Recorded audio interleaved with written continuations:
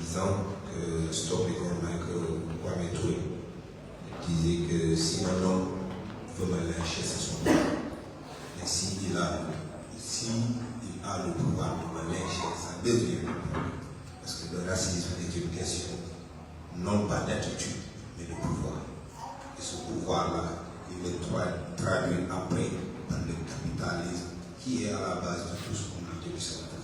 Parce que c'est le capitalisme mélangé, je veux dire, à une certaine attitude ou à une certaine pensée suprématique, massiste, qui pousse des individualités regroupées en groupes, en nations, en gouvernements, qui vont attaquer d'autres gouvernements. Et toutes ces problématiques soulignées depuis ce matin va aussi alimenter ce désir de déstabiliser une nation au nom de quoi? Au nom de ses ressources, au nom de tout ce qu'il a, pour en fait nourrir le fantasme d'un marché international. Donc ça retourne au capitalisme. Et dans ce cas de figure, l'école se passe au centre.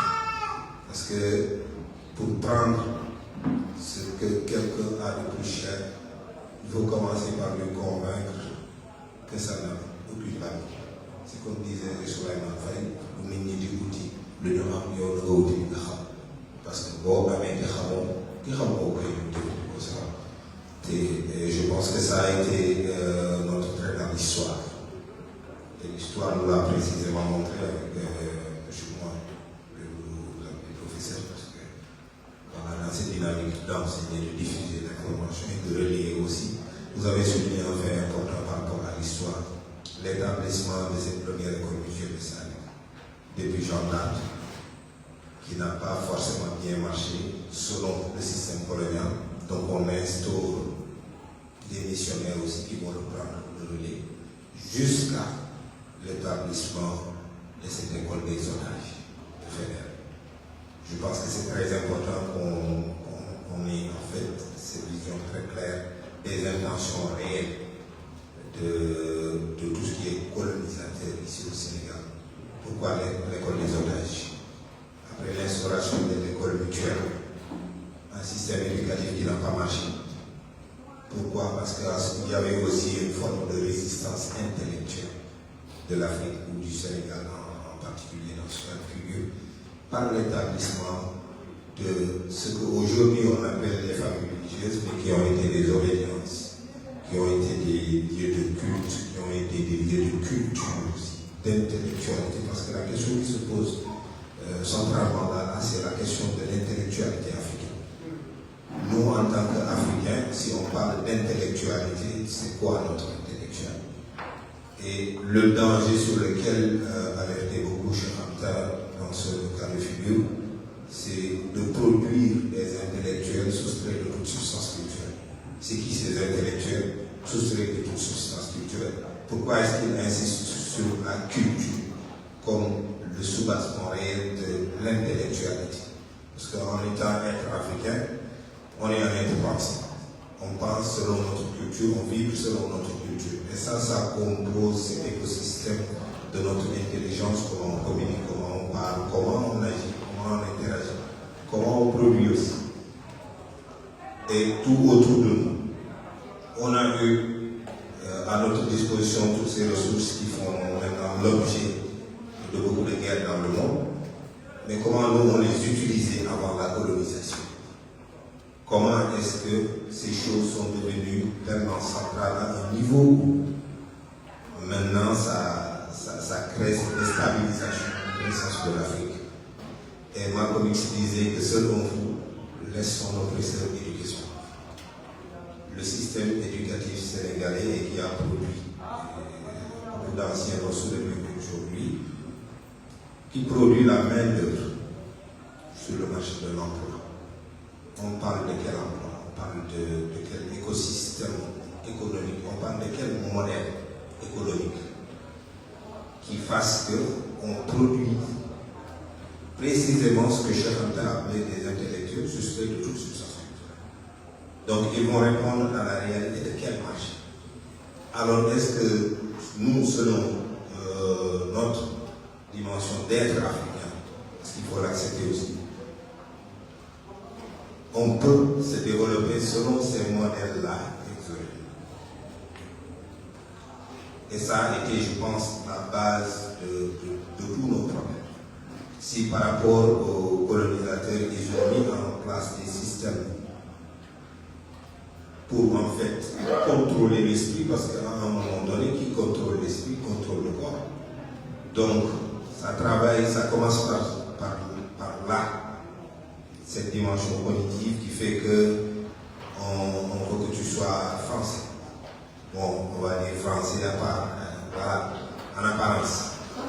Et ils ont pris le soin de définir des communes où si tu nais, là-bas tu es citoyen français d'office. Donc tous les autres sont le meilleur aussi.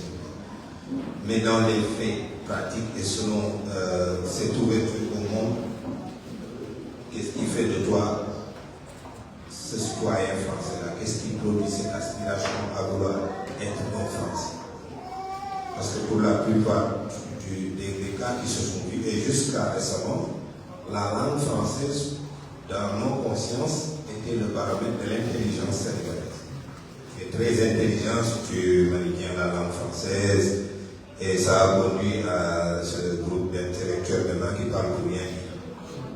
Dans les sommets, dans les colloques, etc., on va se réunir en colloque, dépenser presque 20 millions, on va dire 20 milliards pour parler d'un problème qui pouvait être des débuts de solution selon même la somme utilisée pour ces colloques.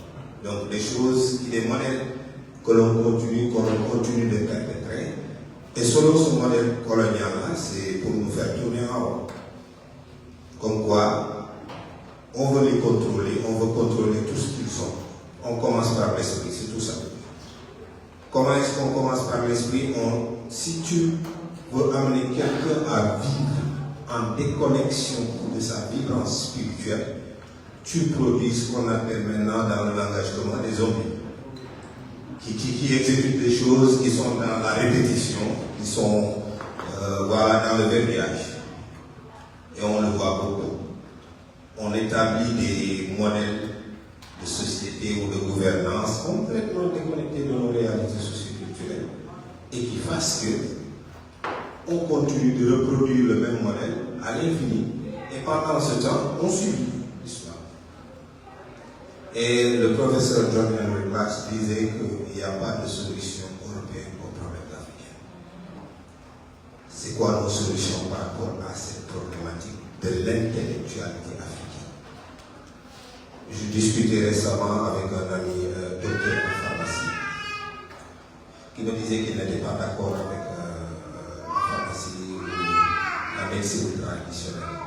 Parce que eux, ils me disaient qu'ils ne maîtrisent pas. Ils ne maîtrisent pas les toxines et les doses. Et je lui ai fait comprendre que c'est exactement des gens comme ça qu'on produit dans nos sociétés qui vont remplir les besoins, par exemple, dans le cas des figures, des besoins d'une industrie pharmaceutique qui transforme encore les poisons pour tuer son propre. Parce que comment ton grand-père a fait pour te guérir des maux de tête, des maux de ventre avec des écorches, si maintenant tu viens me dire qu'il ne maîtrisait pas la chose, ça pose le problème de la culture comme une intelligence. Parce que si nos sociétés, et c'est là où il est important, quelqu'un soulignait tout à l'heure le problème de dépigmentation et de tout ce qui s'ensuit, si on apprenait, parce que Cheikh Anta Diop a souligné quelque chose de très important, apprendre par exemple les sciences dans les langues locales. Mais ce que je ne dirais pas beaucoup, mais très peu d'Africains connaissent, et que les motifs, je suis dans le monde de l'art, donc tout ce qui est communication visuelle, tout ce qui est motif dans les habits africains, tout ce qui est coiffure des femmes, sont des équilibres mathématiques fractales en réalité. Donc si on apprend à nos enfants par rapport à ce qu'ils vivent au quotidien, que ça c'est un langage mathématique, ce qu'on produit au quotidien. Ça c'est un langage mathématique et que après viennent les codes ou tout ce qu'on veut pour une plus profonde compréhension de ces phénomènes-là, on aurait en fait redressé beaucoup de choses dans notre esprit par rapport à ce souci de décoloniser les imaginaires, parce qu'à un moment donné, c'est là où ils se sont attaqués en premier. Ce que nous avons de plus cher dans notre richesse cognitive, comment le prendre en contrôle, et après tout ce qui suit. Et sur ce terrain-là, il y a beaucoup de dommages qui ont été faits. Et on le voit toujours dans notre quotidien, Sénégal, un pays en pleine croissance, développement, etc. Mais c'est qui définit même ces critères de croissance? C'est quoi la croissance? C'est quoi le développement? Il y a beaucoup de choses que l'on pense acquises, qui sont, voilà, les termes qu'on utilise de notre quotidien, mais le fait qu'on n'ait pas eu une éducation qui nous pousse à interroger les choses du sens critique, face qu'on va être ces modèles de reproduction jusqu'à l'infini. Parce qu'on va parler de développement, mais c'est quoi le développement au finish? Si ce développement est déconnecté de nos réalités socioculturelles, on va reproduire ces modèles à l'infini, et à l'infini, c'est là où nous, et il le soulignait tout à l'heure, jeune génération, nous avons une responsabilité. Nous, moi, je dirais, nous, en tant que collectif à notre niveau, on a créé tout bonnement illégal. C'est-à-dire, on s'est dit, et je le dis souvent dans mes cours, pourquoi est-ce qu'on vous parle d'art de manière générale? À un moment donné, on vous parle d'art africain. C'est quoi l'art et l'art africain? Et c'est des choses qu'on croit tellement banales, mais qui cachent une très grande gravité dans comment nous réfléchissons en fait, notre quotidien, nos manières de vivre. Et cette école, sous couvert de l'art, va enseigner tout ce que les élèves apprennent avec eux, pour la plupart. On revient les interroger sur place. C'est ce qu'on appelle en Afrique centrale des quilombos. Il faudrait instaurer des quilombos. Ou dans ce même modèle, comme le modèle de Walter Rodney, un universitaire qui a accès à certains types d'informations doit être le relais vers cette masse-là qui doit comprendre les choses, parce que c'est les masses qui sont les changements. Pas juste un messie qui tombe du ciel. Cette masse-là, comment préparer cette masse à cette interrogation critique des choses qui font que ça amène vers une réforme même de notre système éducatif. Parce que si on va 40 ans après ça, Cheikh Anta Diop n'est enseigné au Sénégal d'aucune forme, ni de sa pensée fondamentale, ni de ce qui a été son œuvre, et que quand on sort, on va vers d'autres pays, aux États-Unis par exemple, il est extrêmement enseigné.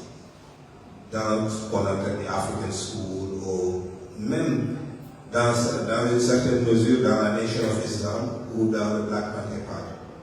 Donc c'est des choses, des écoles comme ça que nous devons comprendre que voilà, c'est un champ de bataille stratégique, parce que c'est le contrôle des masses par rapport à ce qu'ils ont de plus cher, et c'est la richesse cognitive et intellectuelle. Donc nous, notre vision, c'était pas juste on va venir parler des problèmes et dire ouais, les solutions. On a commencé la chose. Cette école existe depuis 3 ans, sans financement du gouvernement, sans financement d'aucune ONG extérieure. De naturellement on les chasse. Parce que par rapport à notre vision idéologique, nous voulons rester connectés à cette base culturelle africaine et qui est la floraison même de notre intellectuel.